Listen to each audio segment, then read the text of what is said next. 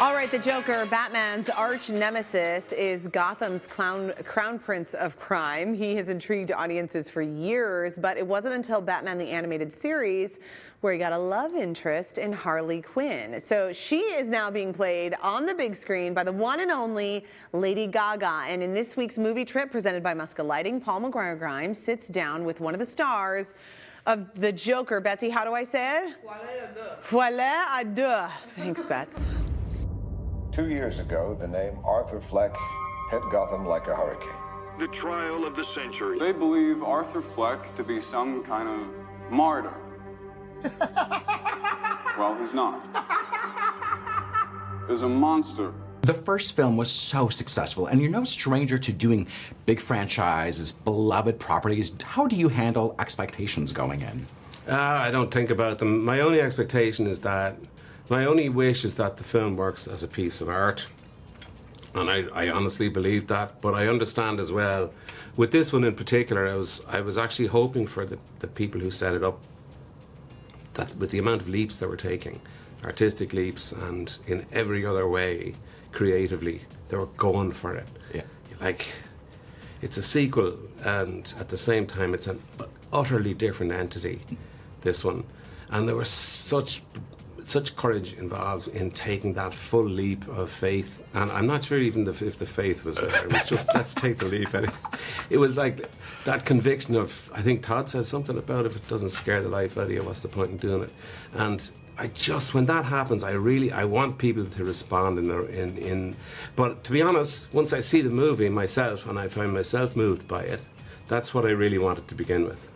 We use music to make us whole,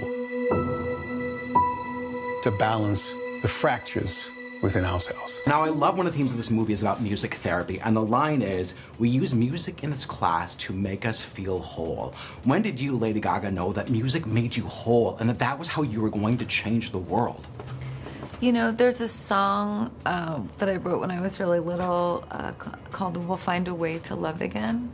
And I remember, it's also so silly, I think I was like 13 when I wrote that song about love. Like, what did I think that I even knew? But, you know, I remember singing it and I remember feeling whole.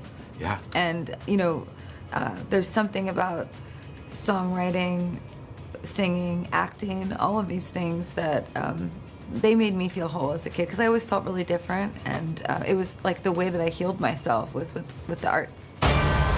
I got the sneaking suspicion that we're not giving the people what they want. It's okay, baby. Let's give the people what they want.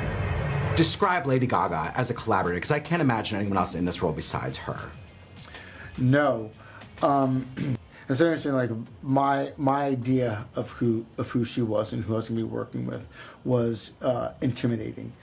And then I remember I went to dinner with her and Todd, and actually we met at her house, and she was just like, just cool and easy, and like talk about anything, and it felt like effortless, the conversations that we were having about the character. And then we just started talking about music. And I was like, okay, well, this is a great opportunity because I don't really understand what goes into kind of recording a song.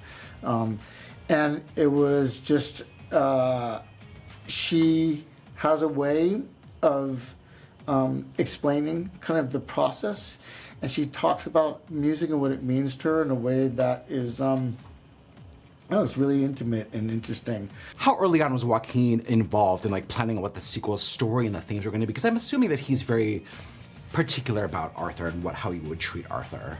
100%. I mean, I you know, what we forget now, or maybe you don't, but the movie came out.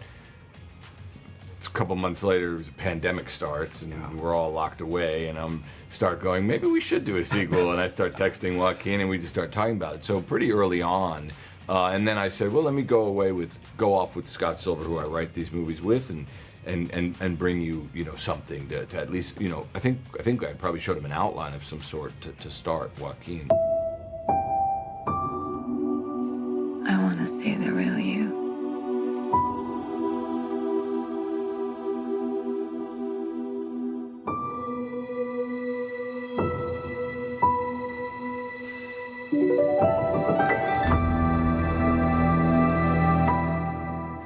Yikesies, guys.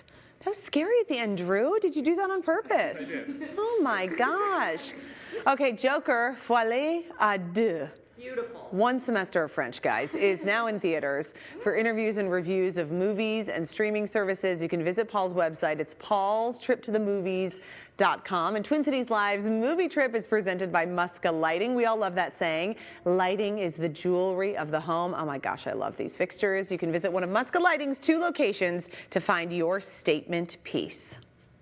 Thanks to Muska Lighting for sponsoring TCL's movie trip. Our mudroom fixture from Muska Lighting is a total showstopper. We get compliments from everyone who walks through the door. Talk to the experts at Muska Lighting in Roseville and Eden Prairie for help finding the perfect light for you.